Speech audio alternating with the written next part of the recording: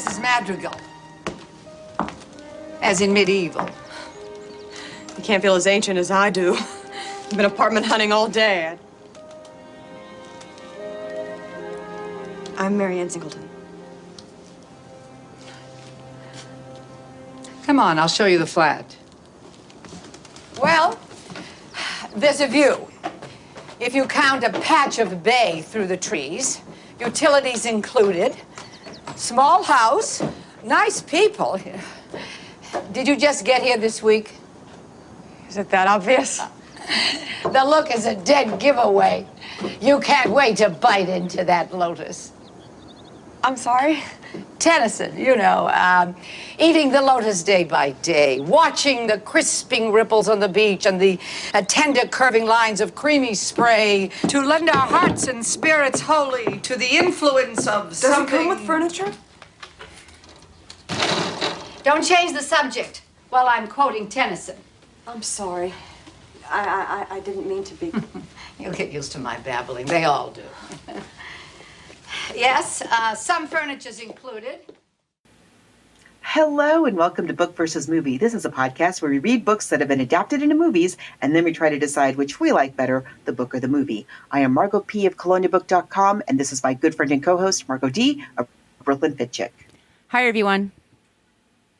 We're already getting into the conversation about today's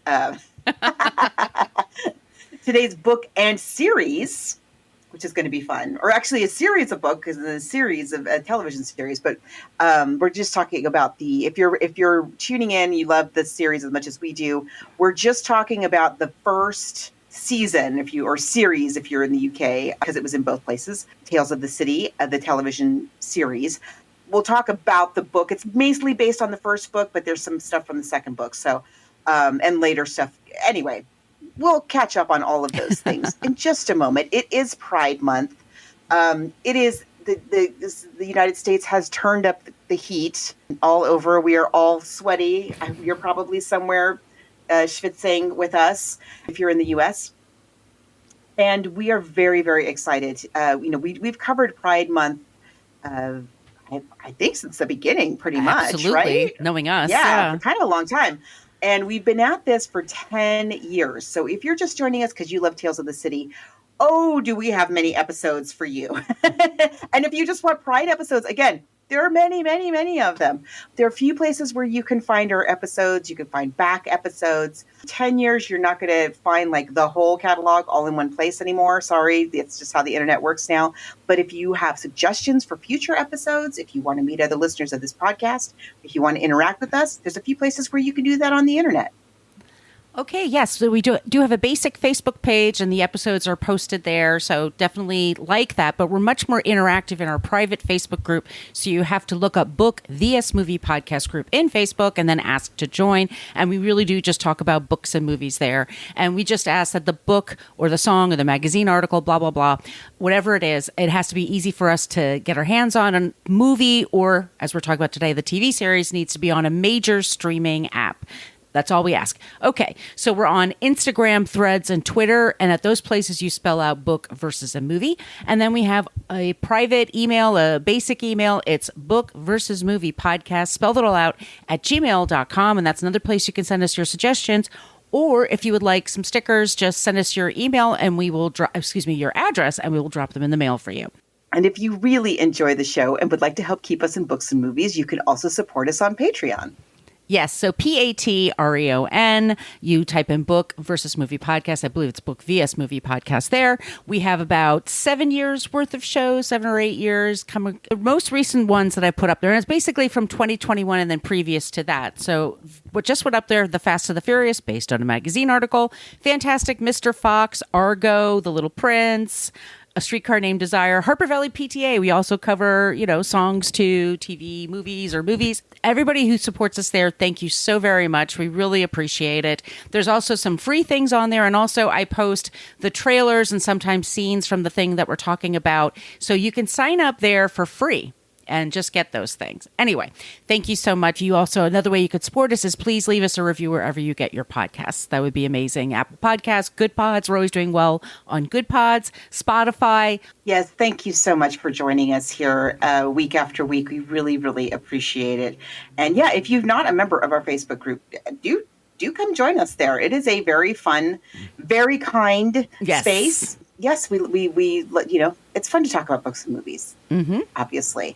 So look, I don't even know where to begin. Yeah, we had a lot of, by the way, listeners on Facebook who tell us how much they love this movie and this series, and they wanted to join us. Okay, I will start with how I found this series. I was oh my gosh, I was probably my son's age. I was probably like 14, 15. And I live in the same neighborhood that I grew up in, which is right next to Hillcrest, which is the LGBT, it always has been neighborhood in San Diego. And that is where I hung out in my youth, but I still hang out there all the time. I mean, we're just there all the time. And back in the day, it had, it was like a little mini San Francisco, it's very that, but with its own kind of identity. And it had a lot of really fun thrift stores and used bookstores and sex shops and all kinds of really cool stuff. And I used to love to go and shop at the used bookstores. And there was this one used bookstore on Fifth Avenue. The building is still there, but the store is long gone. And it was called Cape Cod Clutter. It was right next to New News, which is a very popular lesbian bar. It's still open and one of the oldest in San Diego. And I wandered in there one day, and the woman was ironing. She sold books, but she also sold a lot of just like vintage junk. People called it at the time. My mother was always asking me why I was wasting my money on this stuff. And I remember she was ironing handkerchiefs. She was ironing old hankies. Came in and I was looking at the books, and she recommended to me two books that remains two of my favorite books of all time. Actually, it's 4 books, but it's 2 novellas and 2 volumes each. Nathaniel Hawthorne's Miss Lonely Hearts and the Day of the Locust, and A Cool Million, and what was the last one called? The Dream Life of Balso Snell. I took them home. I blazed through them, and I just loved them so much. I immediately went back, like probably the next weekend I was back in the store. And the woman's like, oh, well, if you liked those, you're going to want to read this book. And she gave me a first edition copy of Tales of the City. Aww. She gave it to me. I think she just gave it to me. But this was how clever she is. She just gave it to me. She's like, oh, you're going to love this. As a matter of fact, you're probably just going to want to get, I think there were maybe 4 of them at that time. She's like, you're just going to want to get all of them. Just go ahead and buy. And she had them all. She's like, just get them all. And you're just, I know you're going to love them. Just go ahead and get them. And so I bought them all. And she was absolutely right. And I just loved, I don't even know how many times I've read Tales of the City. It's something I pick up every now and again. It's so fun. It's so well written.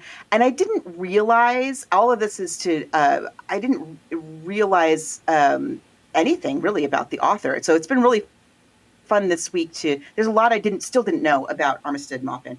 But when did you read the series first? Honestly, I found it through the TV series. So it's 1994 when this is on PBS, and my parents were like NPR and PBS people. So I always watched it. I always knew what was happening, and I saw the show, and I got really hooked on it. I wasn't living with my parents at the time, so I didn't watch it with my parents, but I had a friend who was like, you don't know these are based on books. And so she kind of shamed me into going to the Barnes and Noble or whatever. And I got the whole series of books, and I just started tearing right through them. And I'm the same way. Every few years I go back to it.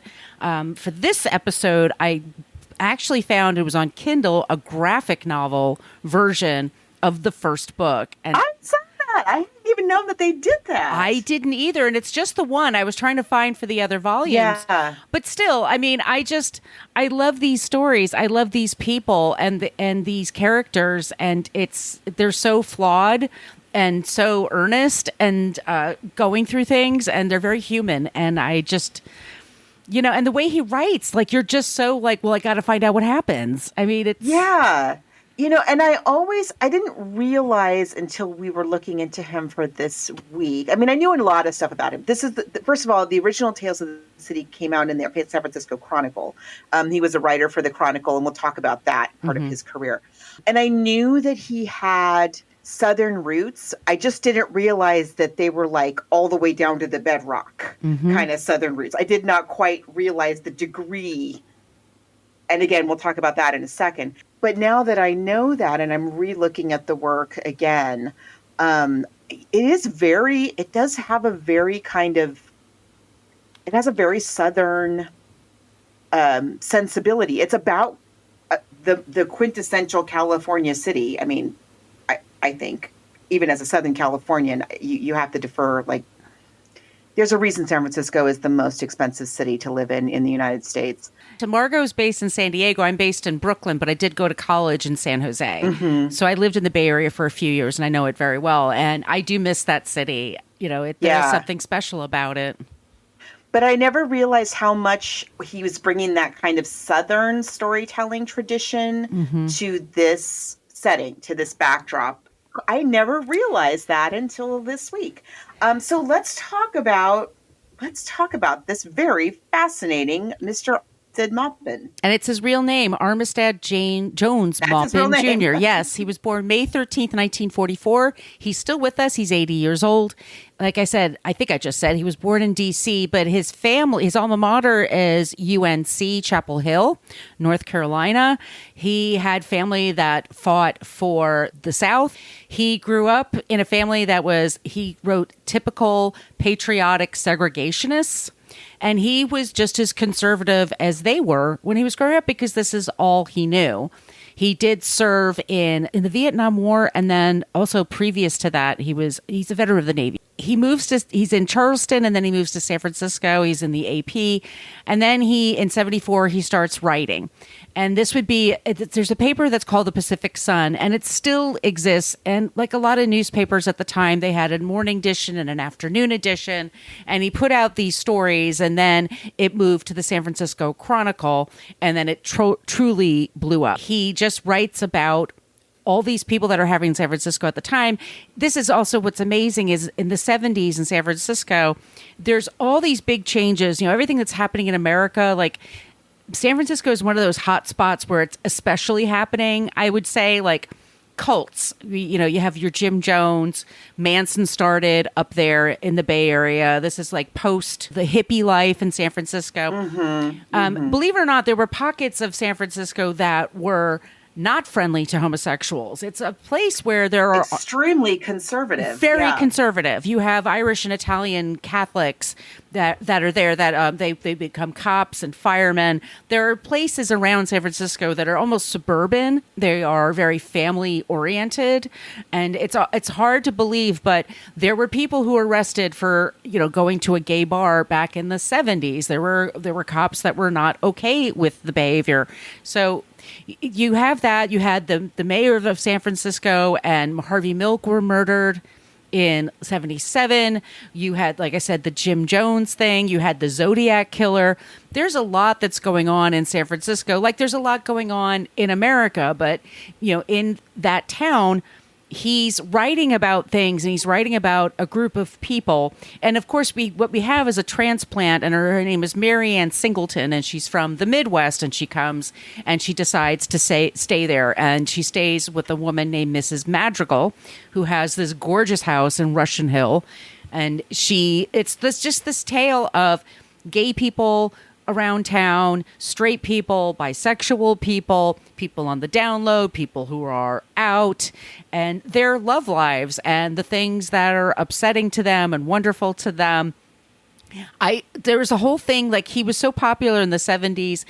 He got fan letters for the characters, but one person wrote to him about the Zodiac killer, and it turns out it was Dave Toschi, who was on the original Zodiac team to try to find him, because he was addicted to the fame. What's going on with this guy? Oh, he was addicted to that early fame. Like he was always on TV, and they made all these movies based on Tashi, with the overcoat and the everything.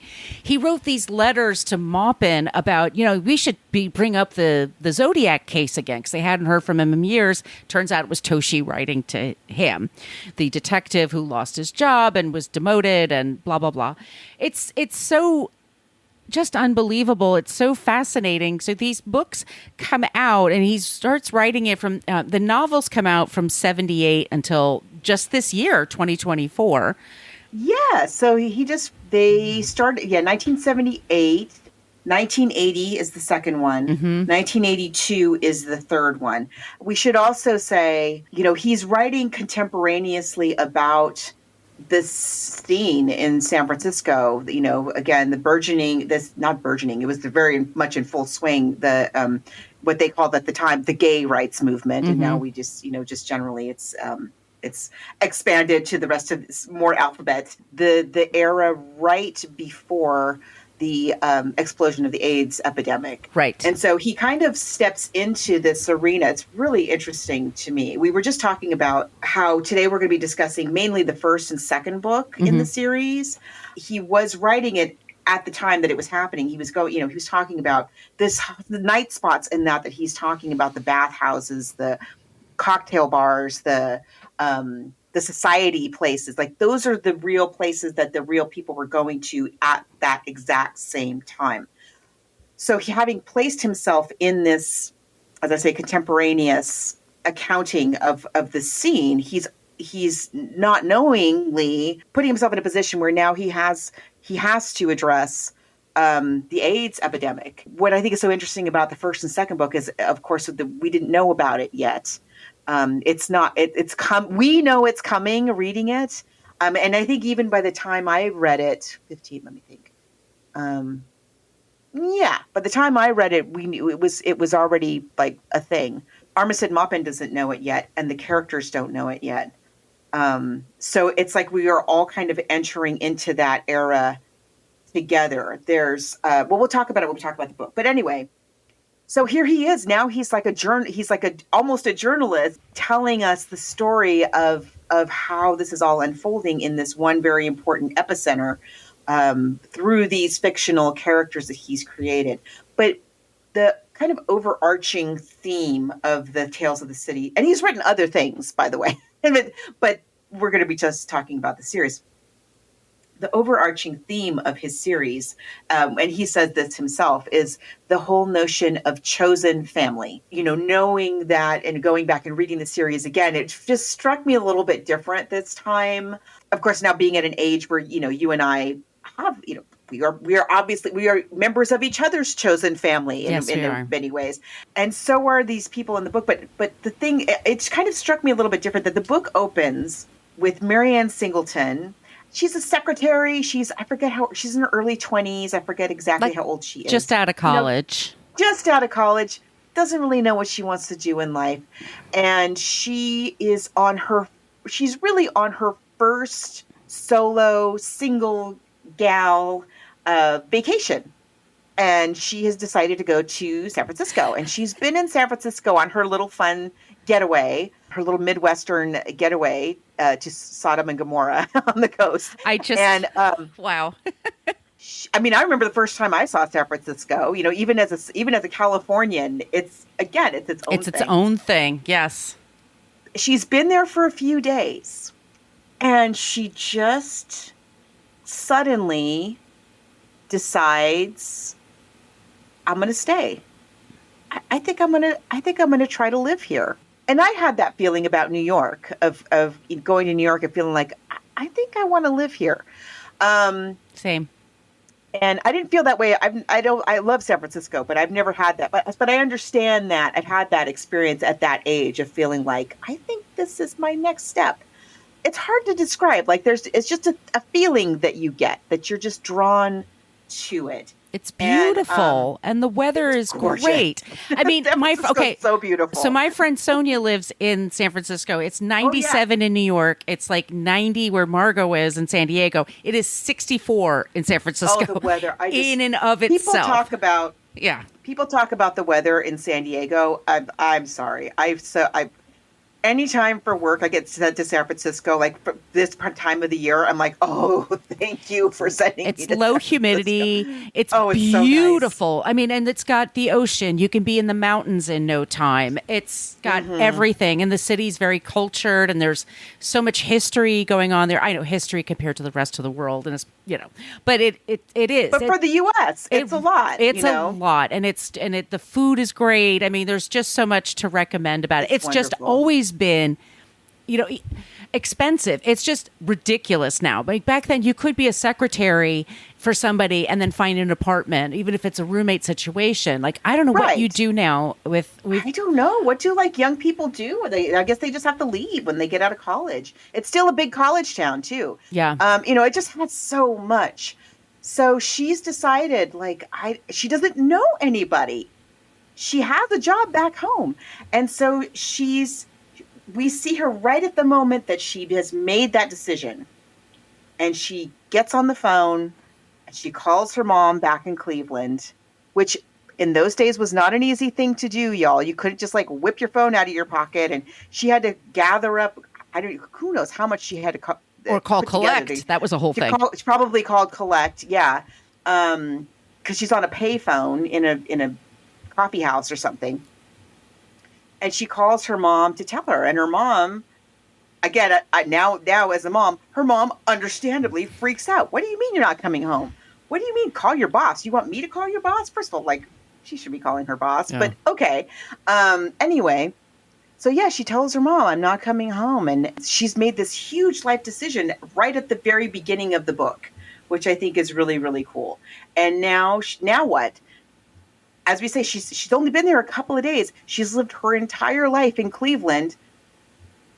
Okay, so now we're going to watch her find a place to live and find a job. So we're now she's in some ways she's our surrogate, that we're seeing San Francisco through her first timer's eyes. But he also gives us. He's not entirely doing that. It's also, we're also seeing stuff about her that, she doesn't always everybody makes mistakes in this book, which is another thing I really like. Anyway, so she finds herself to this apartment on Barbary Lane, kind of kooky landlady, wears a lot of kimonos. Have a big place, all to myself, right. but have people around to hang out with, and yeah. And then she's, and the whole place, besides the landlady, the whole place is filled with a curious melange of young people who have also kind of found their way, been drawn to this living situation. I don't want to use the word decadent, but this is before HIV. This is after the Summer of Love. This is, disco and gay rights, and they are just having fun. Now, that doesn't mean that they're completely fulfilled, right, or happy, but they are having fun.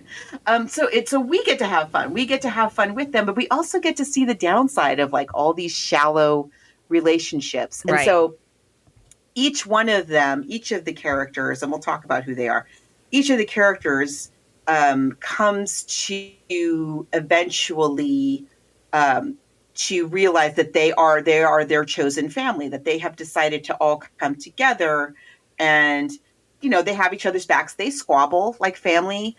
They have disagreements. They don't see things the same way always, but ultimately, by the end of the book, they are a family, which is so much fun. Right.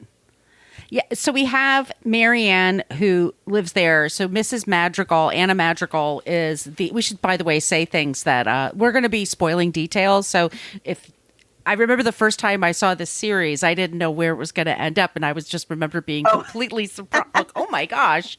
Lives there. There's a man named Michael Tolliver, who's a young gay man. That's her friend. There's Mona, who works at an ad agency, who's bisexual or lesbian. There's Brian Hawkins, who's a heterosexual man, the cis heterosexual man, who's the standard issue. They kind of throw him in her way, Marianne's way, when she's having a bad day. But we also have the Halcyon family, and they own an ad agency in San Francisco, and Mona works there. And then we have Edgar, who owns it and who runs it. And he's a senior. Yes. He has cancer, I guess we find out. He's dying. So he's married to a woman that there's a high society, by the way, in San Francisco that's very important. They have another an opera. important thing about this book is it shows us the different levels of San Francisco society at that time, or some of them anyway. And it's still there. I mean, there's people always say, people that watch Bravo, why don't they make a Real Housewives of San Francisco? Because those people have real money. The women that have money in San Francisco, those are old school families. They don't seek press. The Gettys, those kinds of people, they keep to themselves. So there's they have their own route. It's a gilded cage that we're finding out. Like they can't be themselves completely. So Edgar has a son who Beecham. I always want to say son-in-law. The son-in-law, Yeah, excuse Beecham. me. Beecham. Yeah. He has a daughter named Dee Dee, and Dee Dee and Beecham have a relationship where he goes to work, she's at home. They're very wealthy, and they want to suck up to the father-in-law to inherit everything. But he's sleeping with other women and other men on the side, and Dee Dee's very lonely. Beecham is. And then Dee Dee's very lonely, and so she has sex sometimes with the Asian delivery guy who comes by the house. There's so Mona's girlfriend is a girl named Dorothea Wilson, and Dorothea was a model, a black model living in New York and traveling the world, and then she comes by the house for a little bit. Those are like the main Marbury Lane. They're all in this house. They all have their own apartments. Michael comes to live with Mona, and so they're best friends. And she calls him Mouse. She basically gets fired from her job, but she makes herself get fired from her job because she's furious. But they're people that they love to swing wild and have lots of partners, but they also are both romantic, and they also are looking for somebody. So especially Michael and Marianne are looking for partners. They're not, so some other people are like Brian. They're out to have a great time. Brian, by the way, is I'm a heterosexual guy in San Francisco. This is the world's my oyster, I'm a rarity. All the women are looking for me.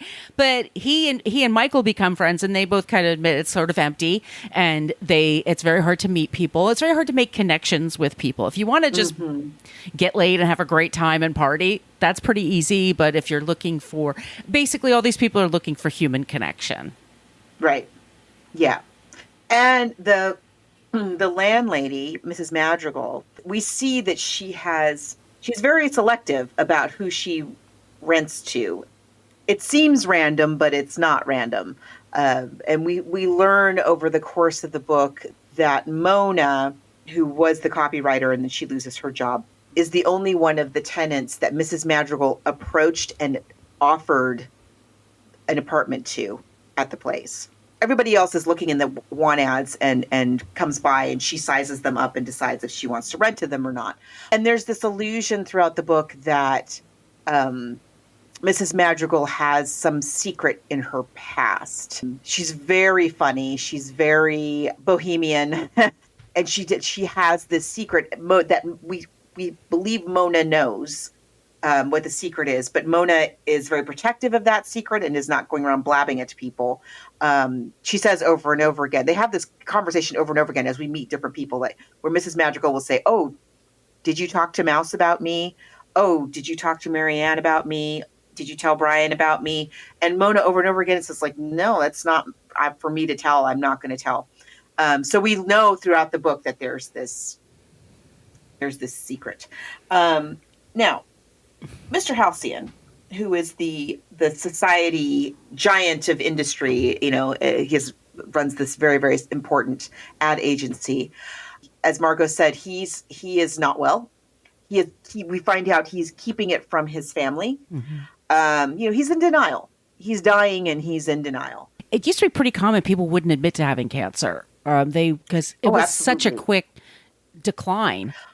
Yes. But not only that, even your doctor wouldn't tell you. Sometimes that happens. Yeah. Yes. So he's struggling, and we watch him going through the different sort of phases of coming to acceptance, and he's angry. He can buy anything, but he can't, especially in the 1970s, it was not the same landscape for cancer as it is today. So he's in the park and he's kind of thinking, trying to decide. I think he's trying to decide if he's going to tell his family or not, or he's trying to decide what he's going to do about it. And he just happens to be sitting next to Anna Madrigal, Mrs. Madrigal, and they strike up a conversation and they really hit it off. And they start seeing each other and they start having a very, very deep relationship. They just really, really connect. And so he falls deeply in love with her, and they have this really, and so what I'm saying is, as the young people are roaming all over the city and going to bathhouses and going to dance contests and this and that and the other thing, cruising and all that, seeking some kind of a connection, Mrs. Madrigal is just sitting on a park bench, and it literally just comes and sits right next to her. Right. It's like the love of her life, like just sits, like, I know. And they're like you said, they're best friends right away. Mm-hmm. And so then for a lot of the book, they have, they're meeting up and they have these really lovely, it's just beautiful. They have these lovely conversations and they're really connecting. As I say, meanwhile, the kids are just like trying things and failing and falling on their faces all over the place and having some fun, but not having the kind of deep connection with, romantic connection. They're connecting with each other, but they're not having that romance that Mrs. Madrigal is having with Mr. Halcyon. Marianne has a brief fling with Beecham. Beecham is the worst. He's a snake. He's so terrible. Yeah, he's terrible to everybody. He's miserable. He's so awful. He's such a terrible person. We have the society, the upper, box at the opera society people.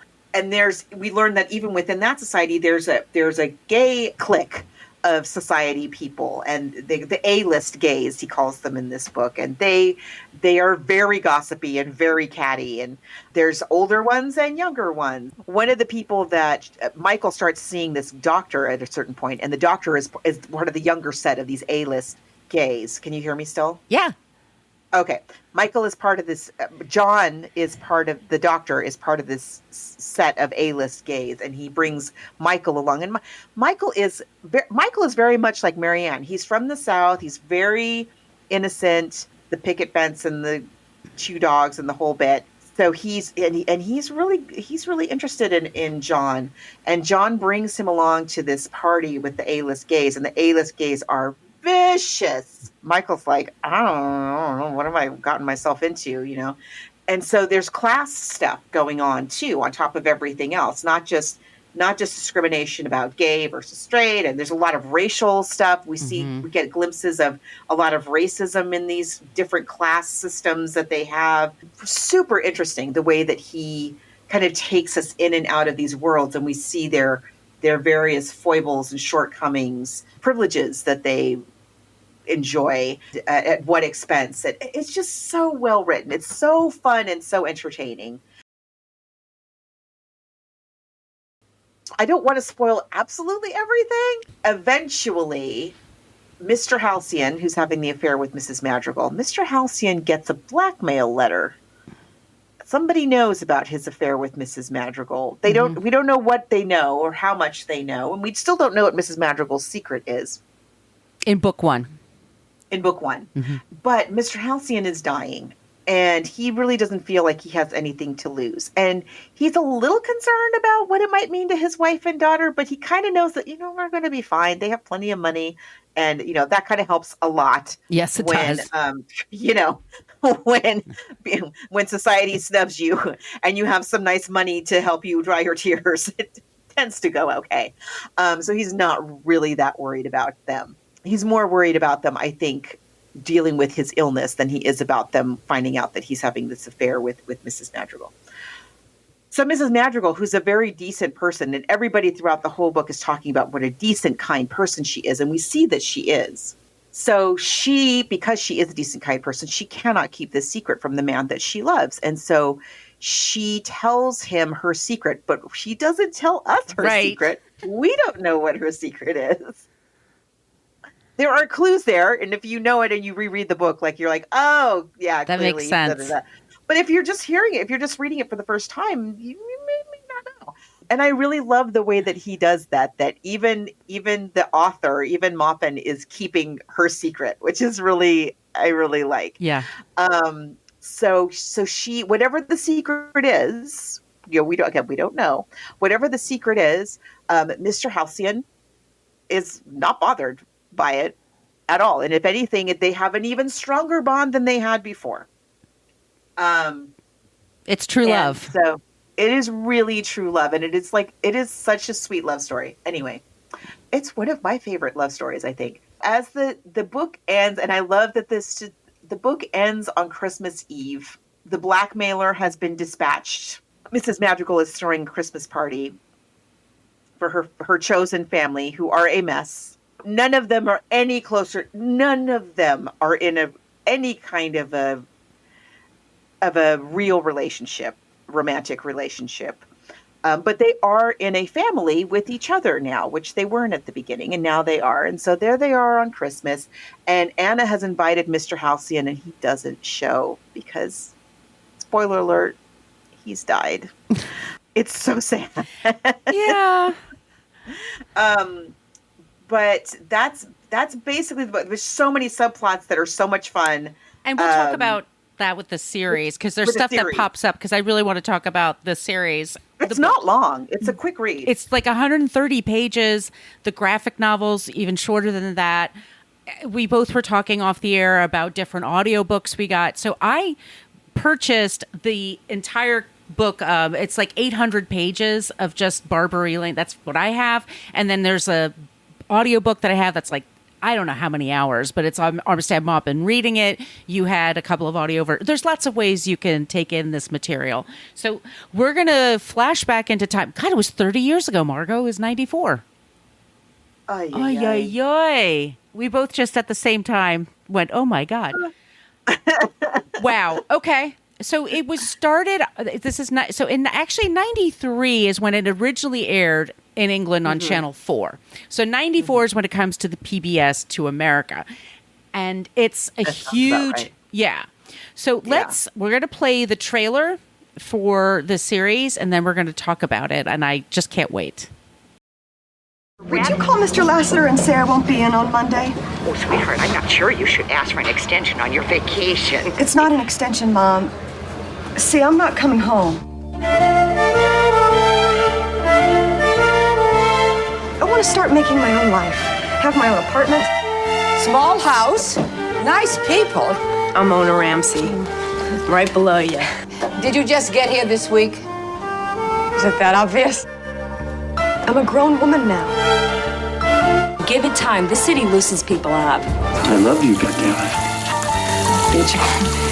But you're not here. Marianne, wait a second. What's the problem? The problem? You are a married man. That's the problem.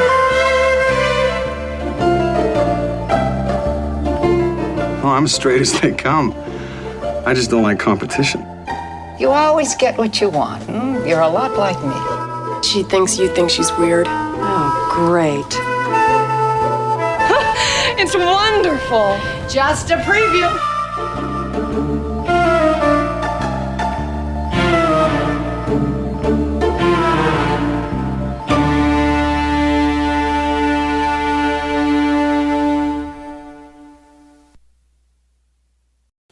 Okay, so the director is Alistair Reed. The screenplay is by Richard Kramer. Here are just some of our stars.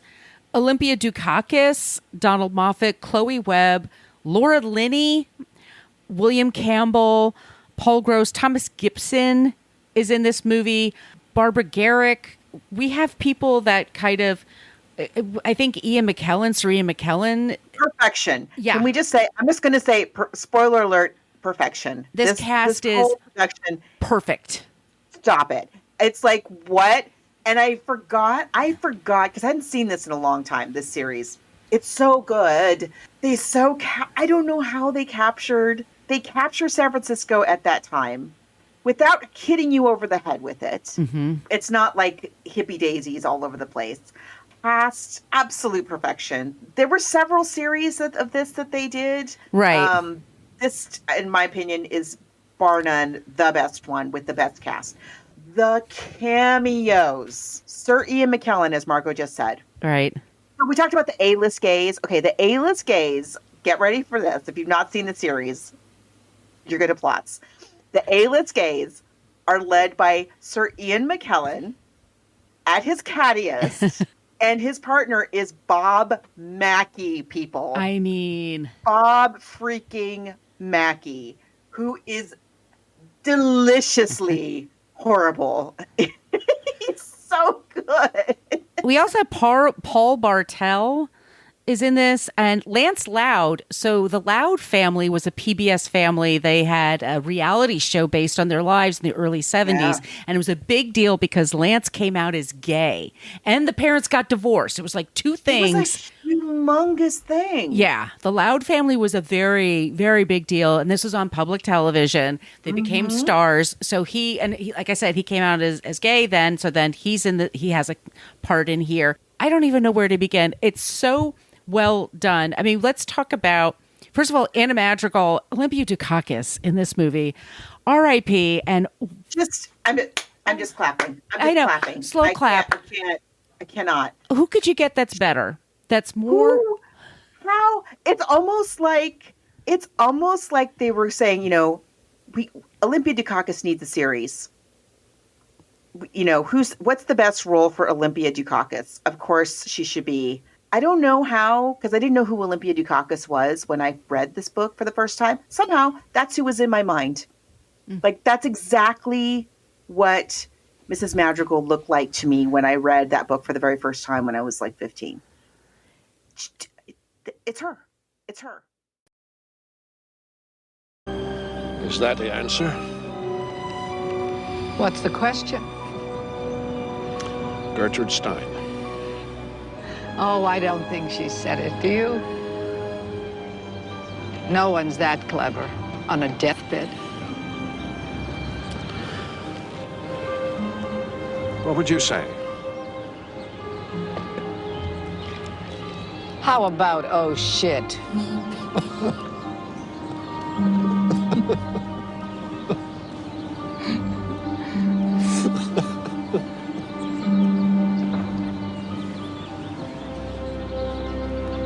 Would you like a sandwich? Yes. It's made from focaccia bread. Thank you. I'm Edgar Halcyon. That's nice. I'm Anna Madrigal.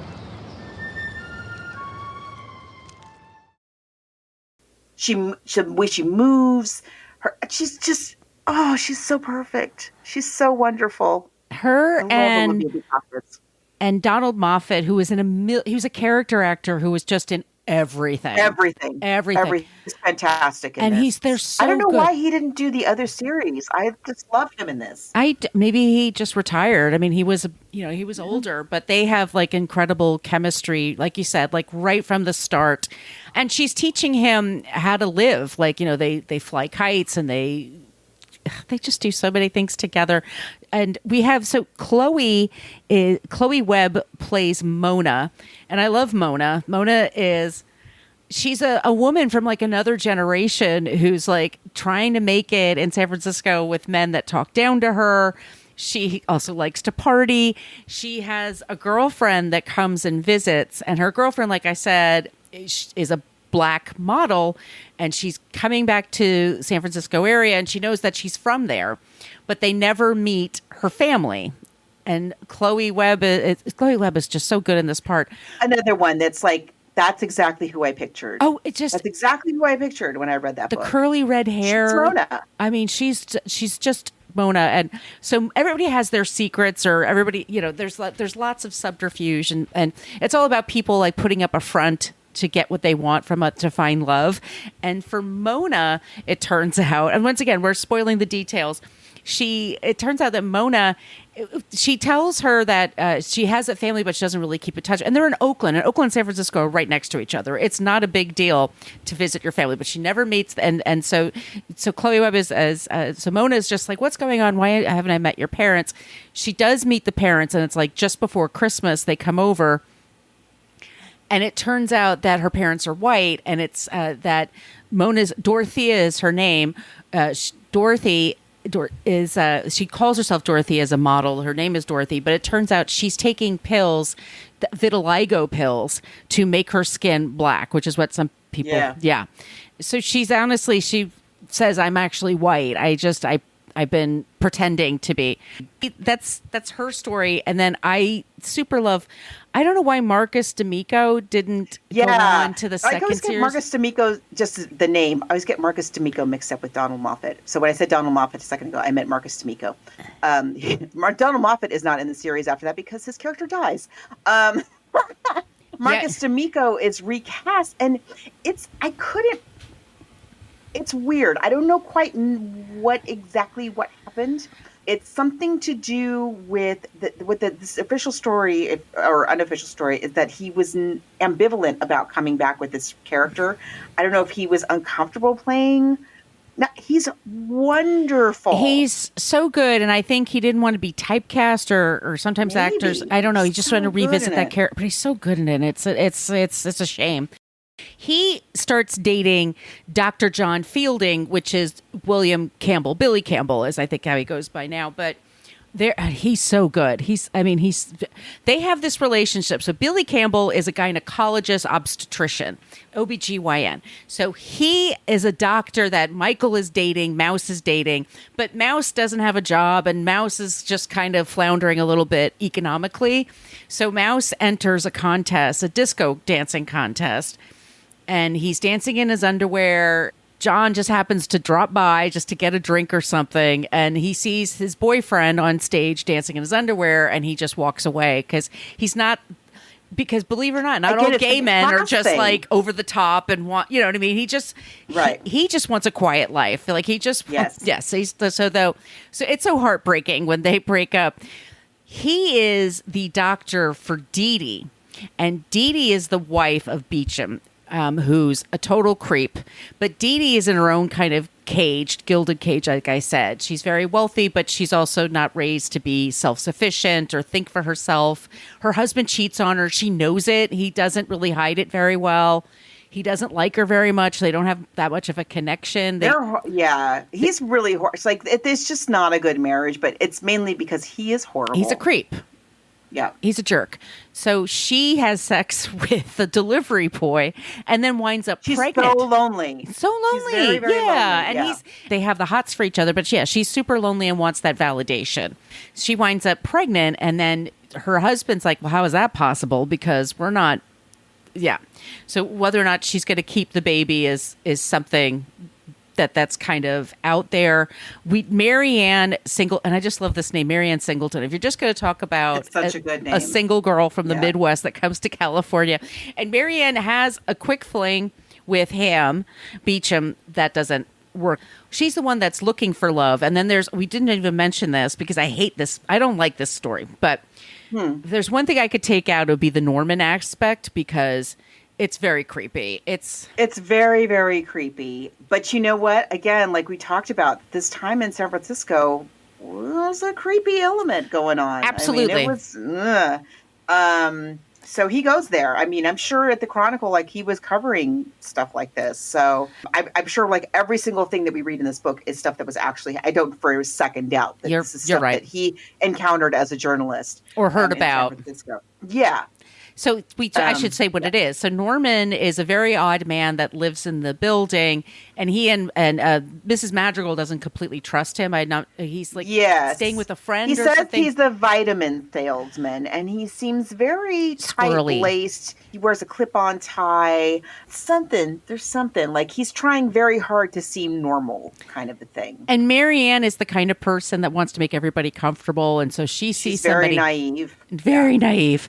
And when she sees someone that's struggling, she wants to help them. And she sees in him like, oh, that was me. I was somebody when I came here. I didn't know what I was doing. So I'm going to help somebody out. That's her whole thing. And it turns out that he's actually little girl that he's taking care of occasionally, that he says he's babysitting, and it's a friend. Turns out it's digital child sexual assault. They would call it child porn at the time. This is what you call it that's now. What they called it then. Yeah. Right. And so the way it's written for me is a little, but because he's like, oh, she loves it, and it's very. I know, it's so gross, but I'm sure that's something that he saw. They don't dwell on it. They just mention it by the way. And in the book as well, they don't go into graphic detail. Like, we're talking about Beecham being a jerk and a creep and all that. Like, this is a whole different criminal, the worst of humanity level. And he's also investigating Mrs. Madrigal. So yes. That's his. So he's doing two things. So Marianne is trying to be his friend, and then she's suspicious of him because he also doesn't let people into his apartment. He doesn't hang out. He doesn't smoke pot with everybody. Like, he's just. So she searches his place and she finds the pictures of the girl, and so she is seeing. She's chasing after him. They're by this mountaintop. And she's chasing after him like, I know the truth. What are you doing? I have to go to the police. I'm going to take care of this, blah, blah, blah. And he falls off the side of the mountain. He's very drunk. He's very drunk. And she actually tries to save him. Like, get away from the edge of the cliff. And she tries to grab him and help him. But she grabs his tie. But because it's a clip-on tie, he just falls right out. And then she tells Mouse what happens. She's like, I don't want to, and he's like, don't tell anybody. They'll find his body.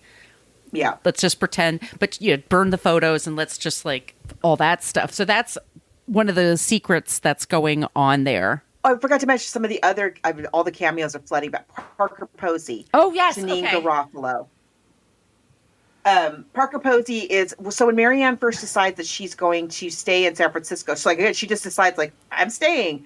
And then, okay, well, where am I staying? Because I can't stay in a hotel. I can't afford that, yeah. Well, can't afford to stay in a hotel. I find an apartment.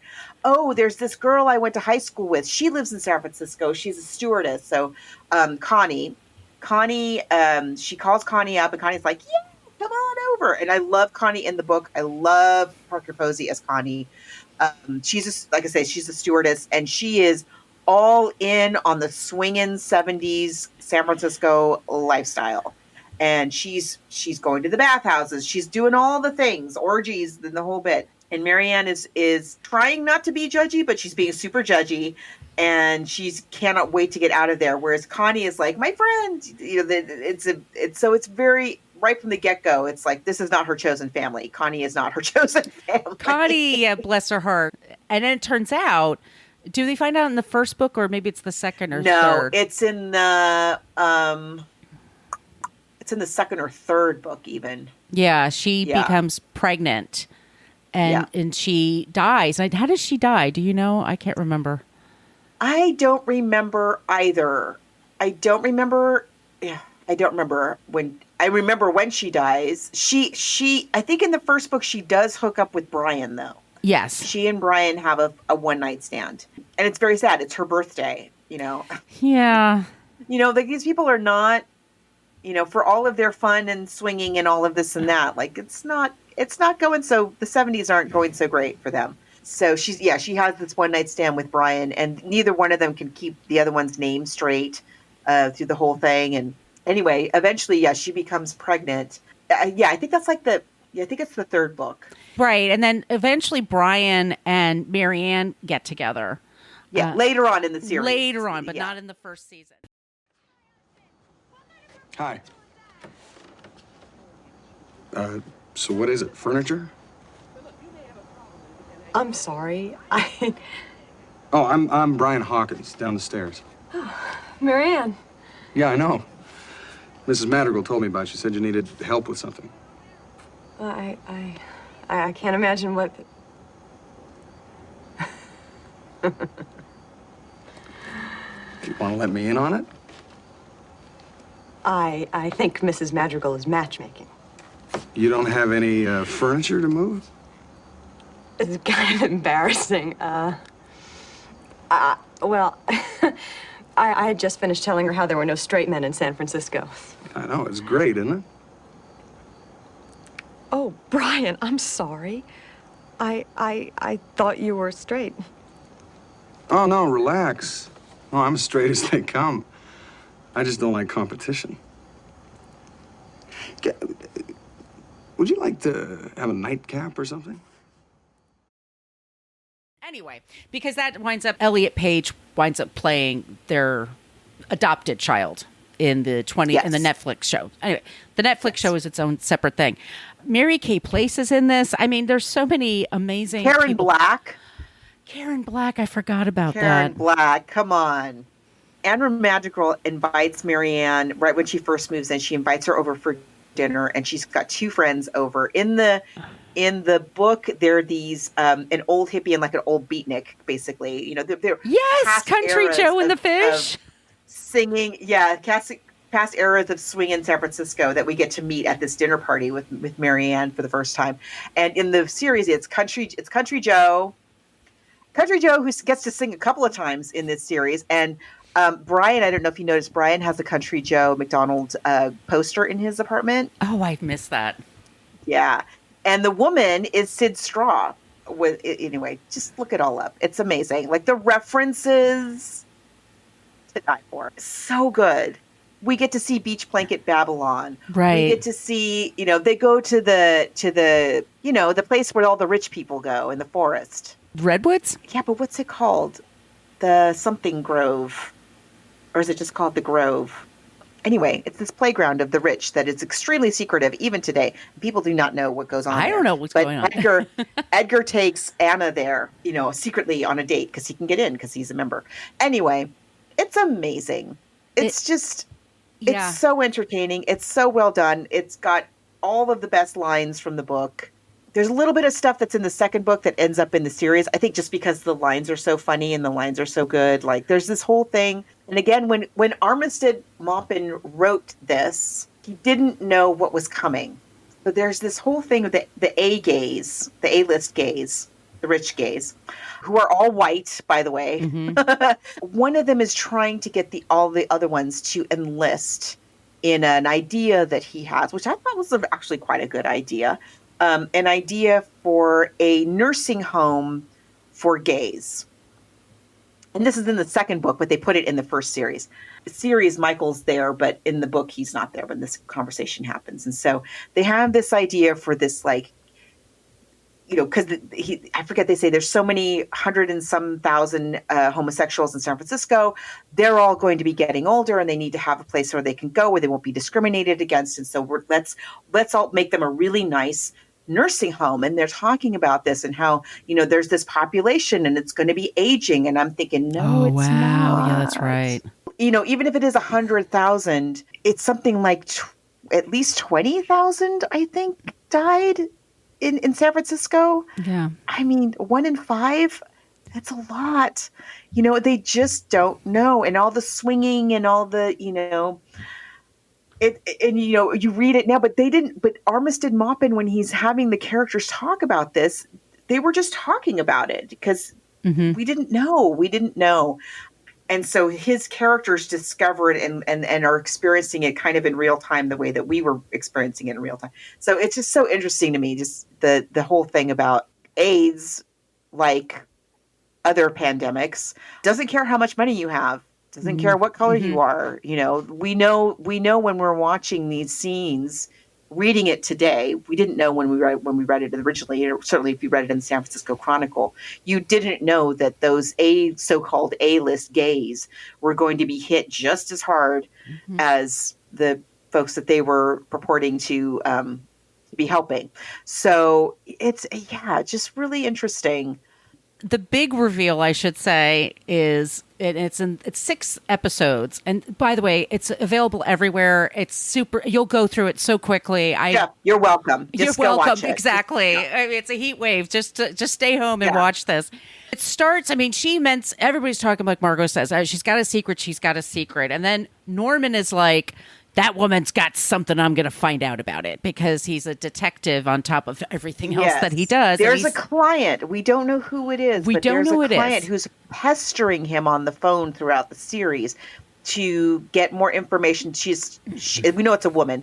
She has hired Norman to investigate Mrs. Madrigal. That's, of course, why he is renting his place there. And yeah, he's just very creepy. The guy is sufficiently slimy. Stanley DeSantis. I think he's somebody else David Paymer, I think he is for some reason. It's Stanley DeSantis. Sorry. He's great, by the way. He's like super creepy and great, but he says it's an anagram. This whole story is an anagram.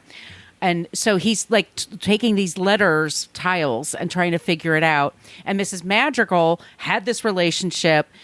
He finds out that on his deathbed that his daughter Dee Dee is going to have a baby, and he says, Mr. Halcyon, Halcyon, sorry, Edgar."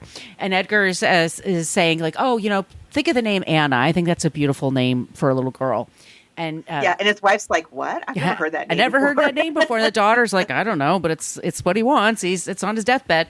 And Mrs. Madrigal's having her Christmas party, and Mona shows up, and everybody's showing up. And as we're looking at him using the tiles, the Scrabble tiles, a man and a girl, that's what Madrigal spells out. So basically, Mrs. Madrigal is trans, and she started as a man, and we find out later, I'll spoil everything, she's actually the parent of Mona. Mm-hmm.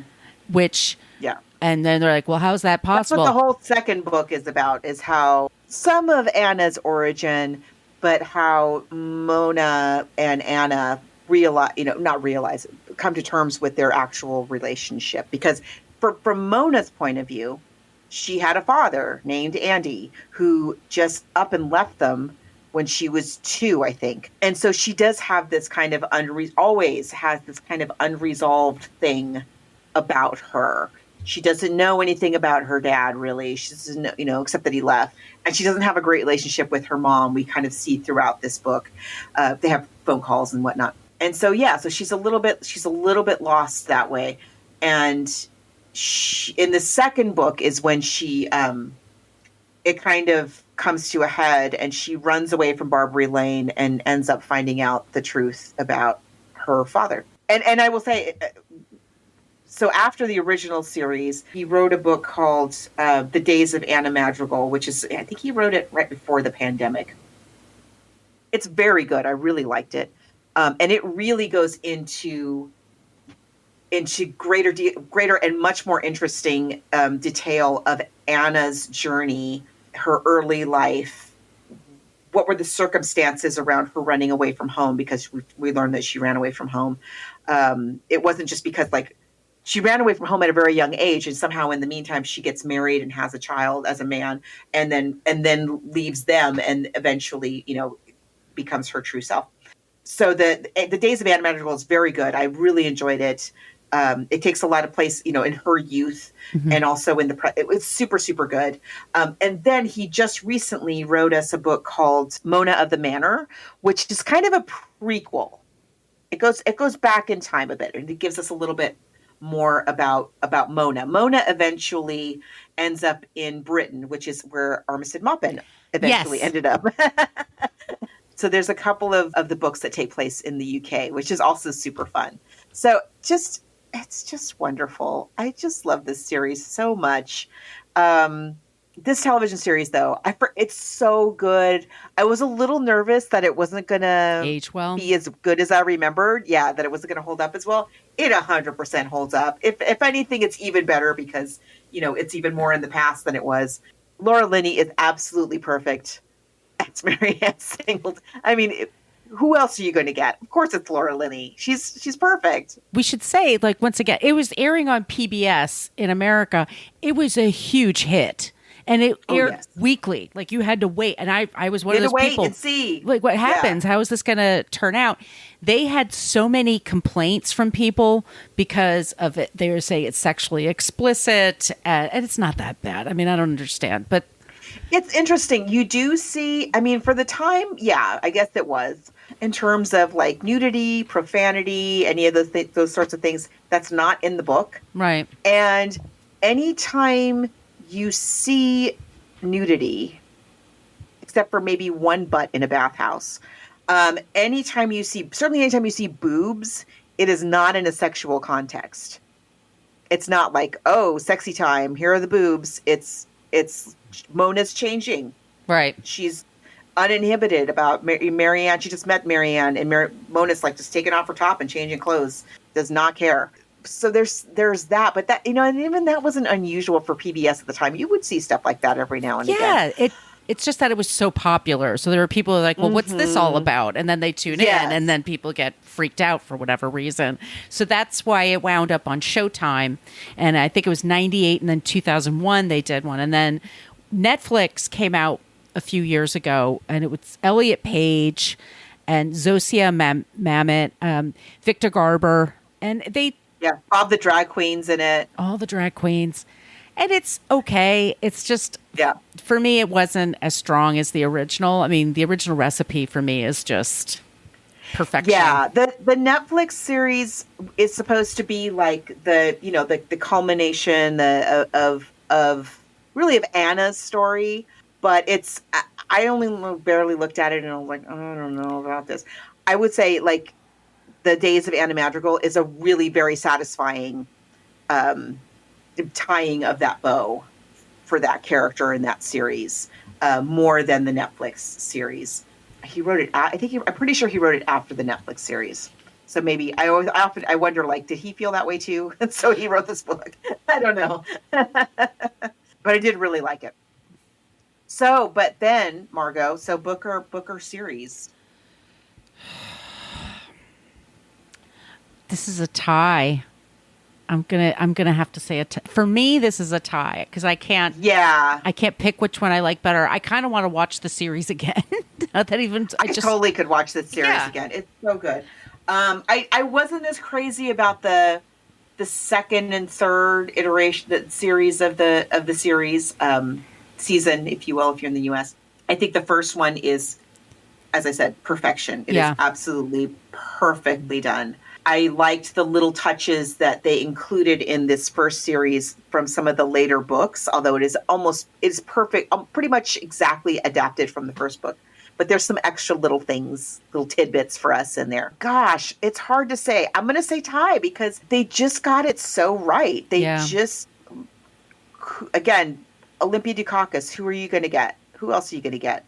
Name me one person who's Anna Madrigal that's not, maybe there's an amazing trans woman, actor that we don't know about that would be perfect. But I just think she just embodies that character so beautifully. You just look at her and I so believe her as a fan of the series. I so believe her whole past is in this character that I'm looking at in this scene, and the same thing with Laura Linney. Marcus, what's your name? Marcus D'Amico? D'Amico as Mouse. Oh my gosh, he's so wonderful. And it looks like the house looks like I thought it would. Exactly. I mean, they have That's the house. And they get time and place so well, like 70s, Mary Hartman, just all these little things that's like, oh, if I could go back in time and be a part of all that. I mean, but they do present things, the good and the bad and the ugly. I mean, all that stuff. It's like I said, it's very human. I like these people. I feel like I know these people. Almost no notes. It's just they really did it right. They really, really did it right. I think I might call it a tie. I really enjoyed it that much. Are You There, God? It's Me, Margaret. That yes. Somehow the movie was like exactly what I imagined in my head. I don't know how they managed that, but they did it, and they did it with this too. And it's just wonderful. 10 out of 10, recommend. Yeah. So what are we doing next? I was thinking because Hulu has a documentary from Andrew McCarthy called Brats, and a lot of people are talking about that, and that's totally our generation. And on Kindle Unlimited, Andrew McCarthy's book, Brat, is available.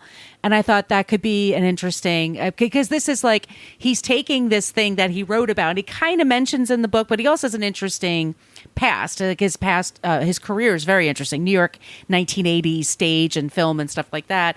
And then talking about the effect the Brat Pack label had on all these people, or in his mind, the effect that it had versus like other people he talks to, which is, I think it would be a fun comparison.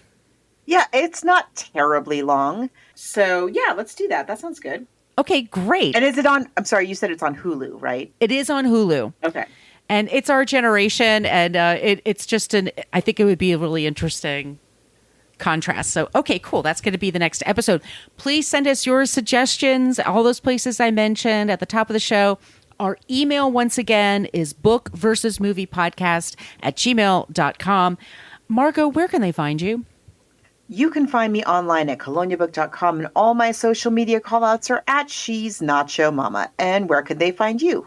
You can find me at brooklynfitchick.com. I'm at brooklynfitchick for Instagram and Threads, and then I'm at Brooklyn Margot for TikTok and for Twitter.